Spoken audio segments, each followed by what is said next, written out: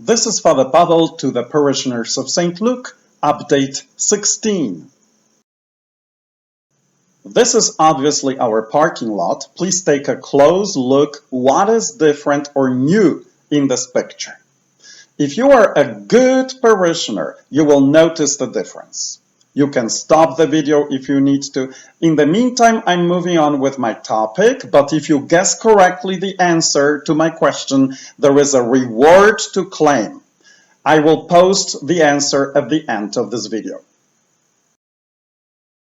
I took this picture when I was making my rounds, when I check every nook and cranny for possible leaks, infestation, and so on.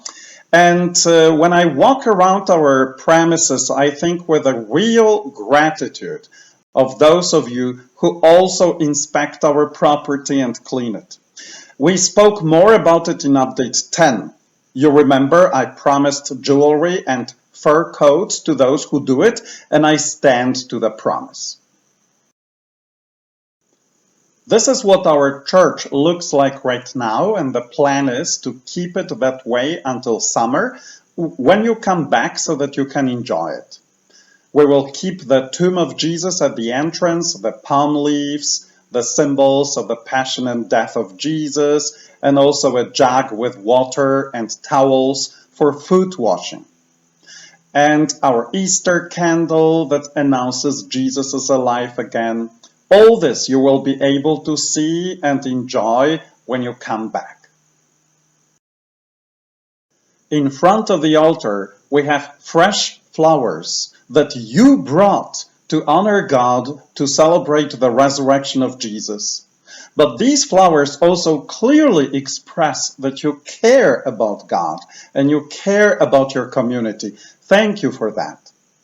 I am looking at those flowers and I think with deep gratitude of all those of you who continue supporting us. I am honestly very moved that in spite of us not being able to come to Mass, plus many of you going through financial hardships, yet so many of you continue supporting our community.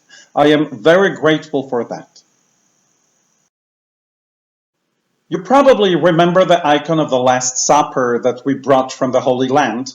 And so today I would like to take a look at one particular spiritual truth that this icon depicts: my local community of faith. God wants to enter our lives with His peace and joy and forgiveness and healing through our faith community. There is no other way. The religion of individualism disagrees with that, but that religion failed us in our family lives, in our friendships, in our communities, in our happiness. This is a religion that saps our life energy and spits us out like dry pits. Individualism produces lonely individuals who are not happy. They can at best be satisfied. Since humans became humans, they've always lived in small communities, which is the healthiest environment for us, for our children, for our families. If people grow up in such an environment, they sometimes take it for granted. It is just there, it carries them, it is almost invisible. Phoenix, Arizona is an example of the exact opposite of that positive environment. Everybody is from somewhere and almost everybody moves to another place after a few years.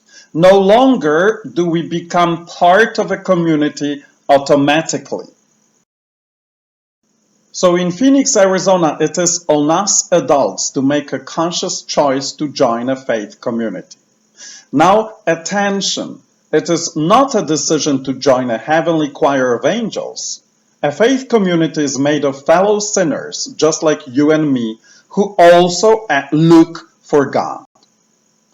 I am, of course, not trying to tell you to come physically to church during the epidemic. I am not even saying you should become a member of St. Luke Parish, but if you want to encounter God, joining other sinners in a faith community is the only way. The religion of individualism promises us happiness through self-realization. The religion of the resurrected Jesus promises us happiness through encountering God in a small faith community of fellow sinners who follow Jesus. If you choose St. Luke as your faith community, then your fellow parishioners become your meeting point with God. So today I would like to invite you to make the conscious decision to choose your fellow St. Luke parishioners as your meeting point with God. Heavenly Father, thank you that it is not through some elitist group, but through my regular sinful fellow parishioners that you want to come into my life. Thank you that I, a sinner, am going to become a meeting point with God for others. I am praying today for all parishioners of St. Luke. For each one of them, please bless us all. For the sake of his sorrowful passion, have mercy on us and on the whole world. So now back to the answer to the question from the beginning, what is different in this picture? Well, you are missing.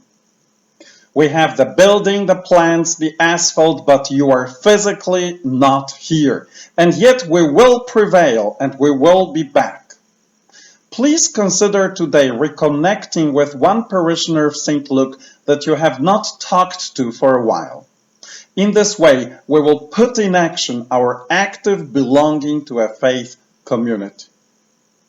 If this answer came to your mind as you were looking at this picture, it means you're a good parishioner. Please call the office and claim the reward.